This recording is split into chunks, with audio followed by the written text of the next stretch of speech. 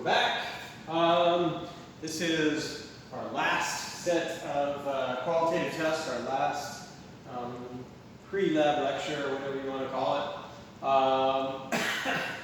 So in here we should have all the tests that you guys might need to do. I'll remind you, only do the tests that the solubility experiments that you ran on your unknowns suggest you do. You can also check your solubility results with me, and we can discuss those before you decide what tests you want to do.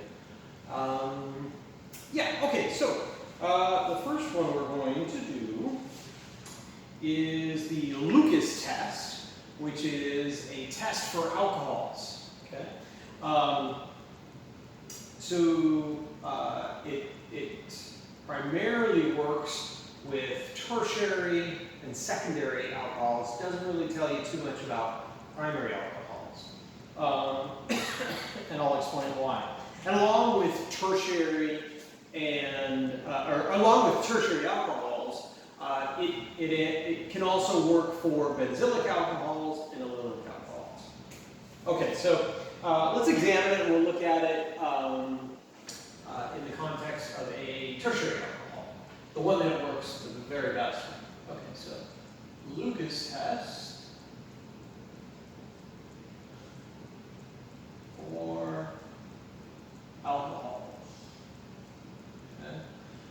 And sort of the order of reactivity is tertiary, okay, better than secondary, all right, and much better than primary. It doesn't really work, okay?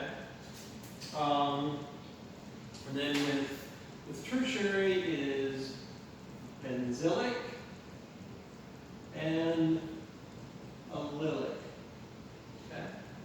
And this tertiary works immediately. Okay? And secondary works after around 10 minutes. Okay? It's slower to work. Primary, supposedly, according to the book, might work after an hour. It's never historically in this lab been very reliable for that. Okay, so what's involved? Well, you're treating, and your alcohol has to be water soluble, but we won't worry about that here because you don't actually have to do it in the lab. So if you suspect you have an alcohol, and by the way, it does not work for phenol, so you don't need to do the Lucas test on a phenol, okay? But if you suspect you have an alcohol, you got down into that box where it was only soluble in sulfuric acid, okay? So it could be an ester, a ketone, an aldehyde, or an alcohol, then you want to do the Lucas test, see if it is an alcohol, okay? All right, so let's say we have a tertiary alcohol.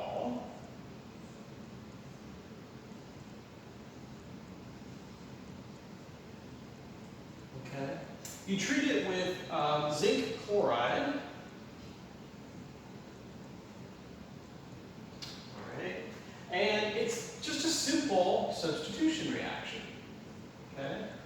In this case, of course, it would be an SN1 reaction, right? Because you have a tertiary starting material. So it must be go through a carbocation, it's SN1. Okay. Now, the idea is that you have an alcohol to begin with that's soluble in water. So once you put it in water, the water is clear. Yeah? And why is it soluble in water? It's soluble in water because of the OH, the hydrogen bonds with water, so forth and so on. But if you switch the OH and you put in a chlorine, okay, it will no longer be soluble in water.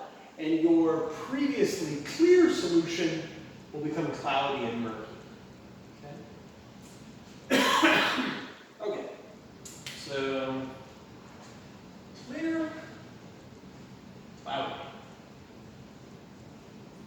All right. Okay, so how does this happen? Well, zinc chloride behaves as a Lewis acid. Okay, so the lone pairs on oxygen the zinc, kick off a chloride. Sorry, clear myself some space here.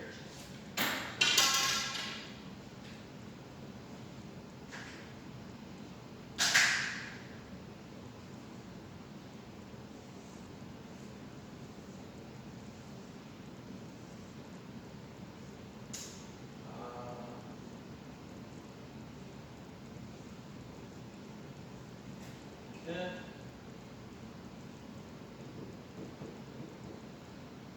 Chloride that got kicked off.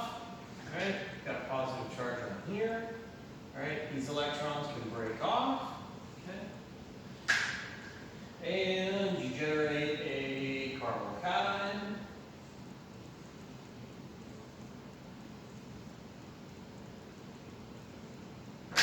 And that chloride that was kicked off before can attack the carbocation, and you get your final product. Okay. Okay. And so the reason why it's going to take, maybe more like 10 minutes if it's secondary is stability of the carbocation. If the starting alcohol is secondary, that means this adduct would be secondary, and your carbocation would be secondary. And you guys already know that secondary carbocations aren't as stable as tertiary carbocations. Okay? And don't forget what benzylic alcohols are. Okay. A benzylic is actually technically a type of primary alcohol, right? The carbon that the OH is attached to nothing else. But it's a particular type of primary alcohol.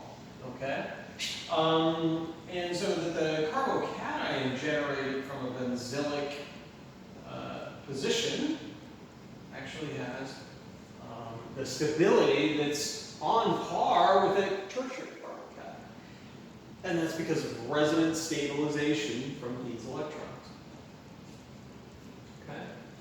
All right, so if you run the test and it's cloudy immediately, that kind of hints at tertiary alcohol. You run the test and it's cloudy after some time, after 10 minutes or so, then that's indicative of a secondary alcohol. If you run the test and there's essentially no cloudiness, it might not be an alcohol, or it might be a primary alcohol. Okay, so not a perfect test. Okay, very good. Move on to the next. Okay, and the next one is the nitrous acid test. And the nitrous acid test is for amines. Okay? Hypothetically, it helps you differentiate a primary aliphatic amine versus a primary aromatic amine versus secondary / tertiary amines. Okay? Now, I don't know for sure whether or not you folks have gotten to defining what a primary amine is, secondary amine, tertiary amine is in the main lecture course. Okay? It's actually different from that of alcohols. Okay, with an alcohol, just like I just had, that's a tertiary alcohol. It all is determined by the carbon that the OH is attached to. Okay? With amines, okay, it's determined by the number of R groups on the nitrogen. Parent groups, sorry.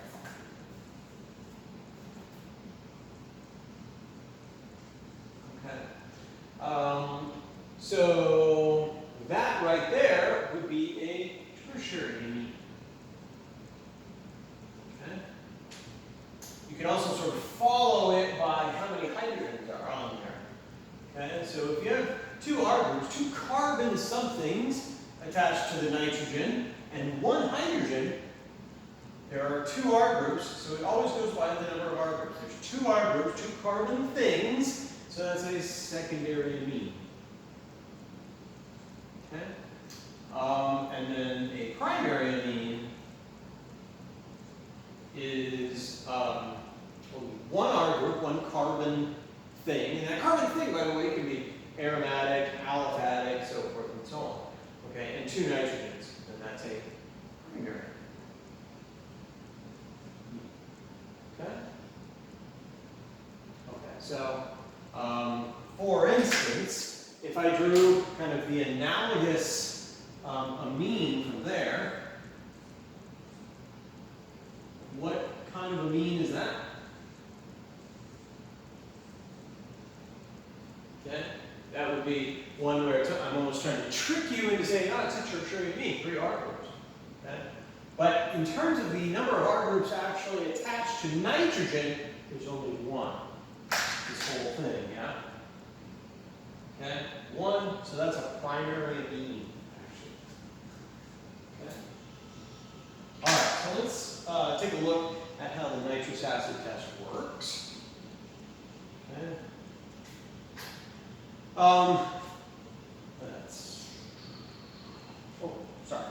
Okay. So you run it with sodium nitrite. Okay. And essentially what you're looking for, how do I want to represent this? Okay. The real generic version of the reaction would be sodium nitrite and some acid, I believe it's sulfuric acid. Okay. And what you generate from that is you get a carbocation and you get nitrogen gas, and it bubbles. Okay? And the bubbling is one of the primary things that you're looking for a positive test. Okay? All right. And in terms of the mechanism, it depends on what type of amine you have to begin with. Okay? The first part of the mechanism is simply the reaction of sodium nitrite and acid. All right, so we have sodium nitrite, not nitrate, which is the more common one that you're used to looking at, and it's nitrite. All right, and that will act with a proton again with sulfuric acid, protonate there.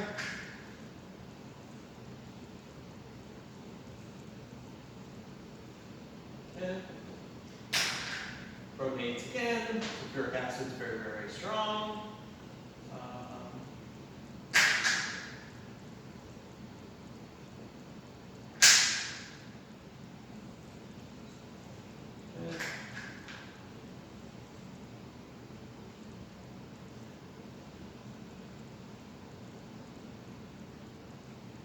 Okay, you get that species. I always describe that in this class as sort of anchored water, which we know is a good leaving group. Okay, that can actually, and there's a lone pair, like for mine on the nitrogen, that can actually leave. Okay, and that's going to put a positive charge on the nitrogen. We typically show that in a push-pull type of process. I've showed you that before too. Remember, in one of these lectures.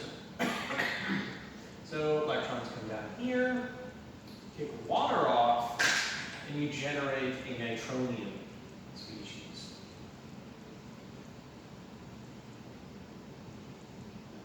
Okay, and that's high. Sorry. Charge on the wrong atom. Charge is there. Okay. Well, there's a resonance spreading that charge around, actually, nitrogen to the oxygen. But that one's better because both atoms have a complete octet. Okay. All right. So this is sort of your active compound. Okay.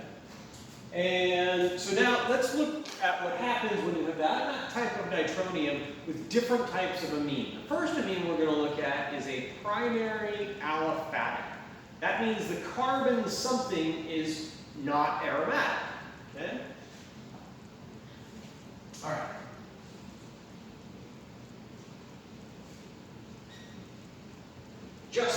just the carbon attachment. Okay, it might be a chain and it might have an aromatic ring down the chain, but the carbon that attaches is not aromatic, it's not an alkene, it's just a regular carbon, for lack of a better way to say it. Okay. So, primary aliphatic amine. Right?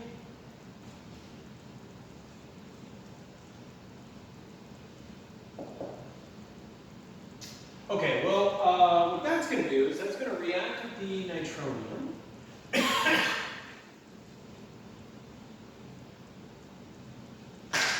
Right? So, and it's going to form a nitrogen-nitrogen bond. Okay? I'm going to move these hydrogens kind of up out of the way for us.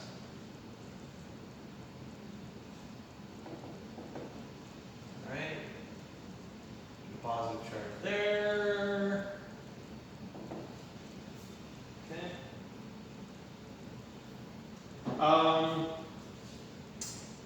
You then get a proton transfer. Remember, this is the sort of the one shortcut you can do. Okay. So proton's going to come off the nitrogen, it's actually going to go on to the oxygen. Okay.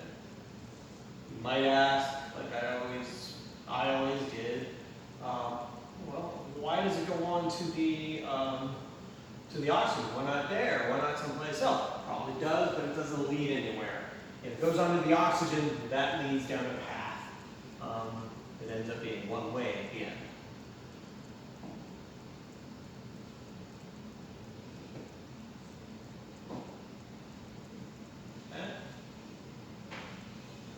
All right. And then you have hydrogen here. Okay. You can think about a resonance structure where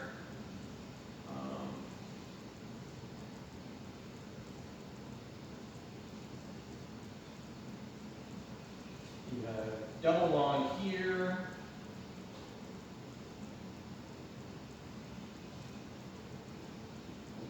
Okay. And you have that type of compound.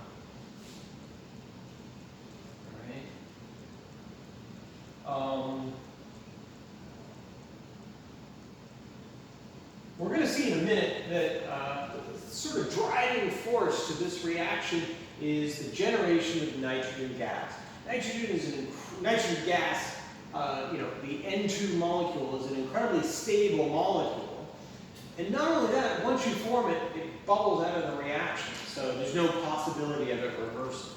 Okay? So there's a lot of chemistry that is governed and guided by the generation of nitrogen gas. And this is one of those reactions. Okay, so let me erase this stuff.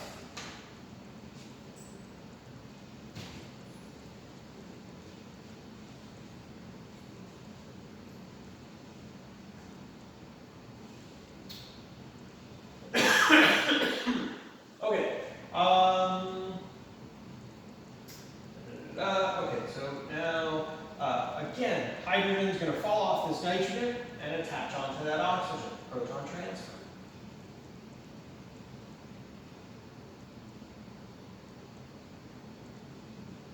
Okay, so you have R, N.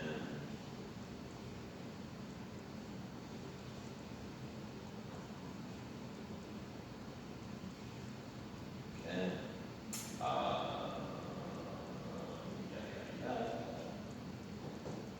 Okay. All right. And now at that point, we again have anchored water.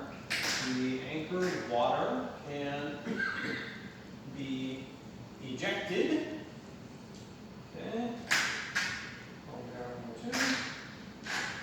That's going to give us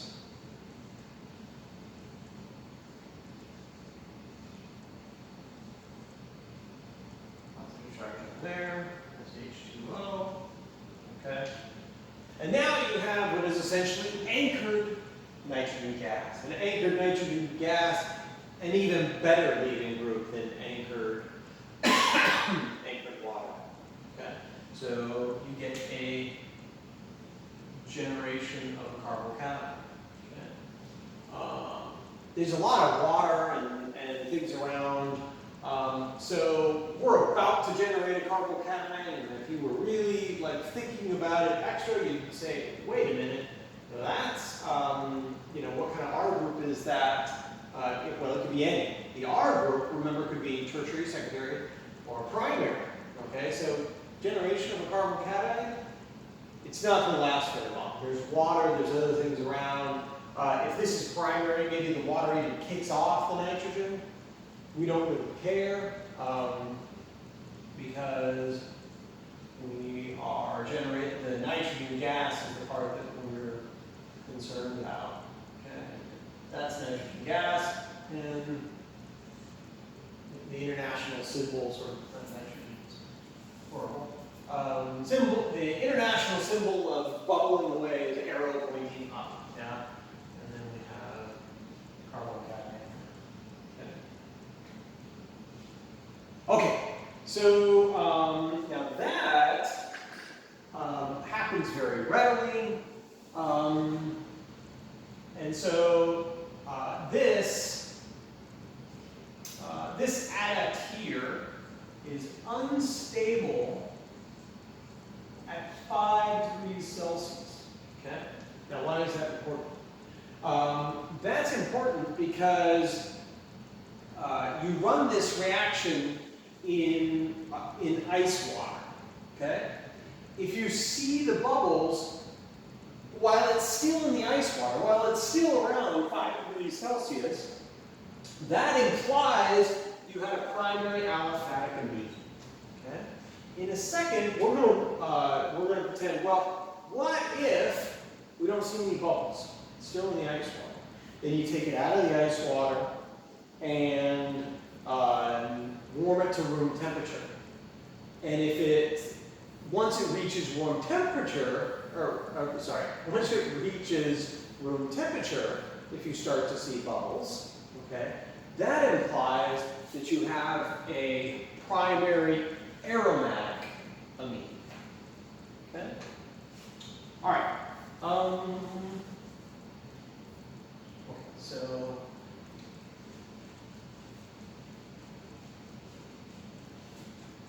let's look at this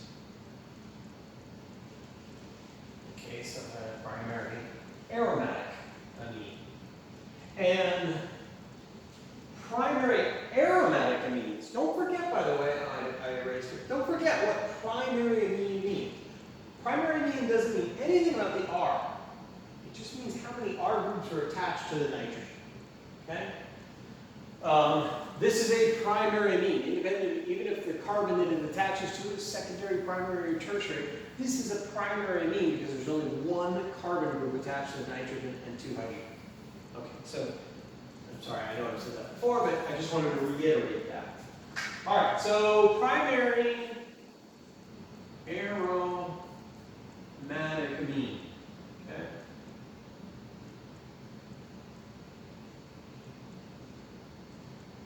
Okay. Get that guy. All right.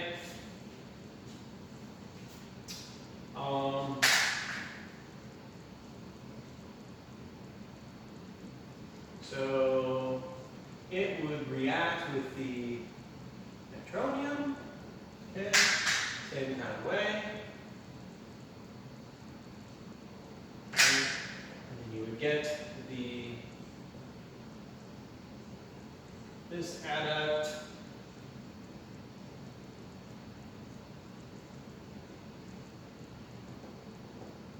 And positive charge up there. All right. It does the same kind of proton transfer until it generates water over here, and then you get that critical adduct. I'm not going to show that again. If you choose this mechanism to put in your final paper, you should show all those steps.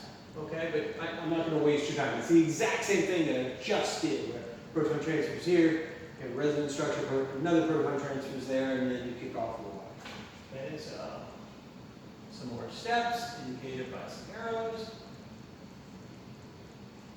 Aromatic.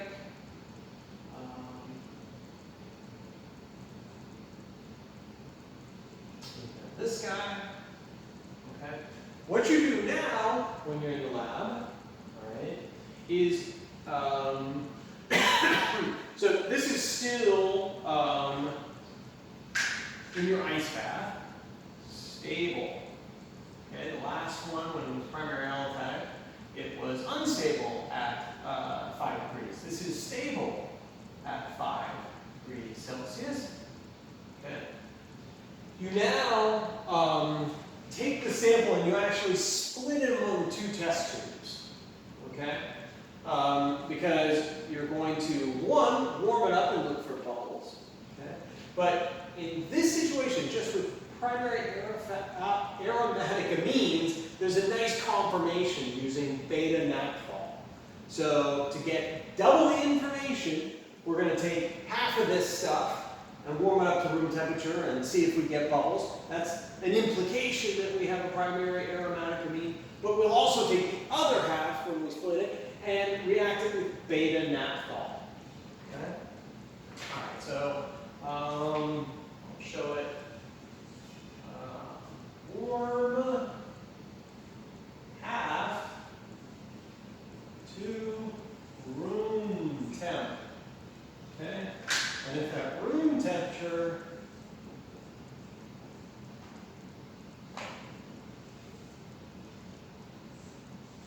you see bubbles, that's an indication that you have a primary aromatic amine. And to get that verification, you can react it in the lab. We have a solution of beta naphthalene.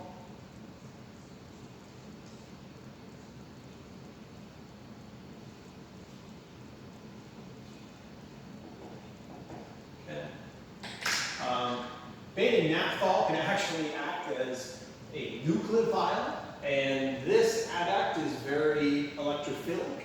So what happens, again, a push-pull, electrons come down here.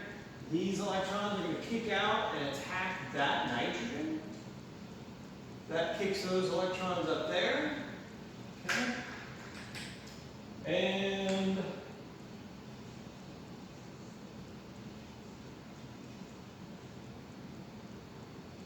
get a nice, bright red precipitate.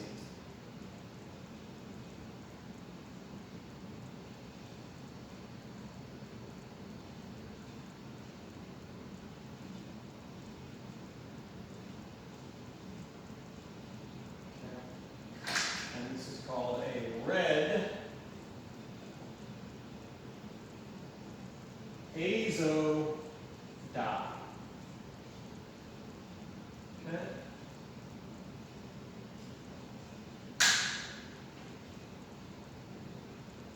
Okay, great. All right, so that covers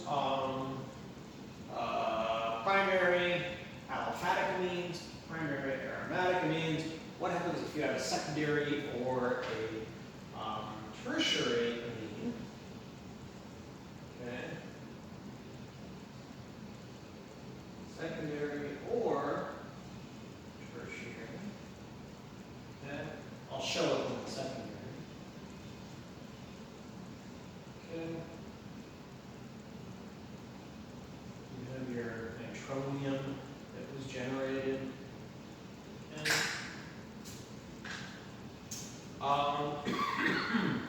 It again attacks the nitronium, just like we did before up here.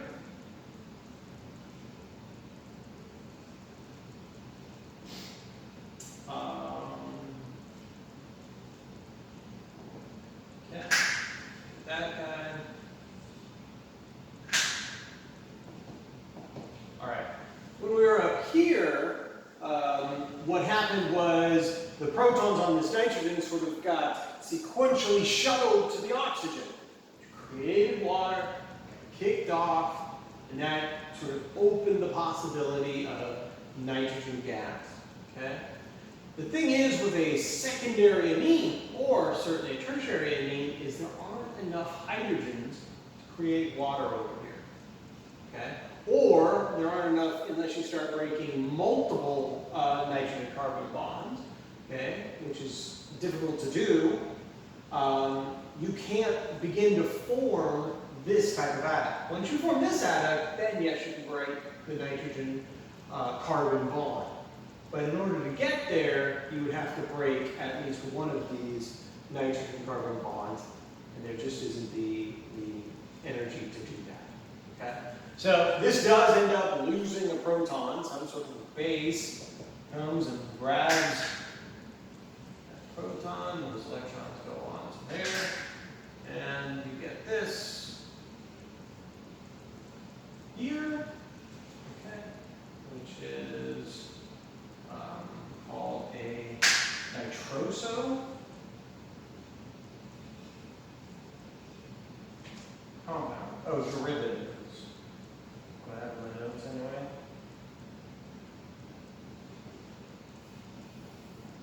Okay, and this is, it's sometimes difficult to tell, okay, but this is a yellow oil. Okay,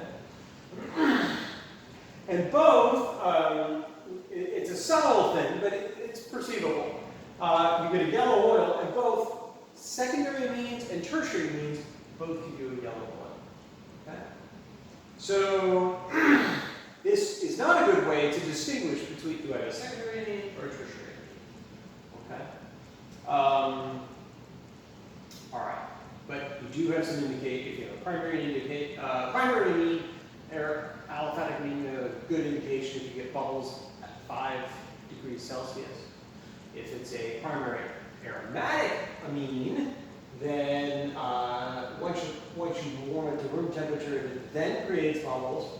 You have an indication, and you can verify that by treating it with beta naphthol.